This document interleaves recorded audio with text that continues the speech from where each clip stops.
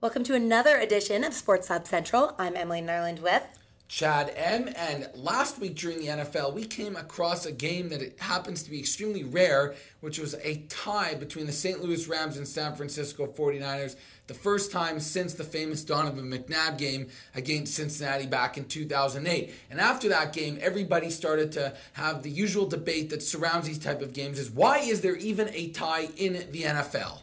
I do not think that there should be a tie in the NFL because I think of all the leagues, you would think the most American thing to do is to have a victor, to have someone come out on top. It's the birthplace of capitalism. So you're thinking that somebody has to be a winner. So it doesn't make sense to me when it comes down to it why they wouldn't have a way to decisively win this game. They're paid professional athletes. They can get back out there and keep playing. Everybody likes to see a winner, and maybe not everyone likes to see a loser, but someone's got to lose if someone's got to win. Okay, I understand your point, Emily, but the reason why I don't have such a big hang-up about these ties like so many people do is, A, because it happens so infrequently. What? It happens once every 5 or 6 years, so you're going to rewrite the entire rulebook just to please these fans that get so pissed off twice a decade? To me, that doesn't make any sense. But I think that when leagues come and institute new rules when they happen, like in hockey, if they have something like a penalty that they want to institute, they change it on the spot. In hockey, when people were losing interest in it because it was ending in ties, they changed it up so there were penalty shots, so it would be decisive victories. The reason Americans didn't like hockey, a lot of it was because it's low scoring. The reason a lot of Americans don't like soccer is because they do end in ties. They just have friendlies. They have things like this. They like the fact that there is a winner and there is a loser. And what happens when you have two teams that end up tying and it messes up your standings that year? They're going to have to go to tiebreakers in other forms anyway. Why don't they decide it on the field? That's what football is supposed to be about. Do you think that some of the reasons why the NFL decides not to go down that road is because, if you go a full 15 minutes and can't score in the NFL, there's a lot of ineptness going on there. And who's to say that they're going to score in the next 15 minutes? And from a CBA standpoint, maybe it's not allowed for these players to play that many extra minutes because of their own health in the long run.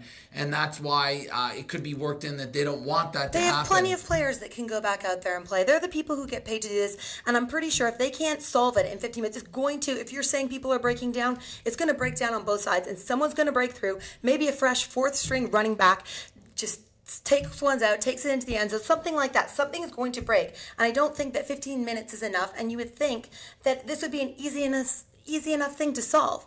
It's happened before, and some of the players didn't even know that it could end in a tie. Well, that's a bit of a joke. I mean, how are they in the league and they don't even know that? Well, because it doesn't happen often enough, and probably because they're so incredulous because it shouldn't exist. It doesn't even make sense that exists. Okay. That is the most ridiculous rule for it to even exist, that they can't end it in a tie. I have no problem with it because I like seeing rare things in sports. So when it happens once every 5 or 6 years, I can't wait to tune into Sports Center and see the highlights. Until it screws over your team. I love watching the highlights when, you see all other 15 games and they show the game-winning score, and then this one, it's just like 15 minutes of miscues, penalties, missed field goals, guys falling over, players looking around in confusion after. It provides another element of entertainment for me. So you're a Shakespeare fan, a comedy of errors? Absolutely. Why not? Well, I'm a fan of football, and I like to see a final, and I like to see a team win.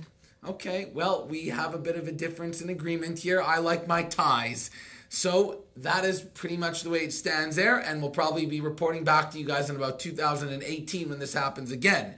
Now, for those of you that like to predict the outcomes of games, that opportunity always exists, and you can do that if you click on the link below at BetHubb.com, and you can sign up with your own account, and if you don't already have one, or if you do have one, shall I say, make sure to cash in on some of the bonuses we have going on right now, and you can get out there, bet your own spreads, challenge your friends, trash talk them, get involved with some of these weekend games. And if you think the game's going to be a tie, well, then you might as well take the underdog because you can't lose no matter how few points they're actually getting. Make sure, guys, to keep coming back for our weekly shows here, Sports Hub Central, so you can be informed on all the major events going on in the sports world. And don't forget, this week we've added a new feature to BetHubb.com, which is our weekly picks pool. All you guys have to do is go out there and give a prediction on every single game on the NFL board, just straight up winners. Whoever gets the most right at the end of the week will be collecting a nice hefty prize from BetHubb.com. You can take that money and then go and put it towards some future bets against all your friends and rope them in on some lines that you think you're getting the best of the number on.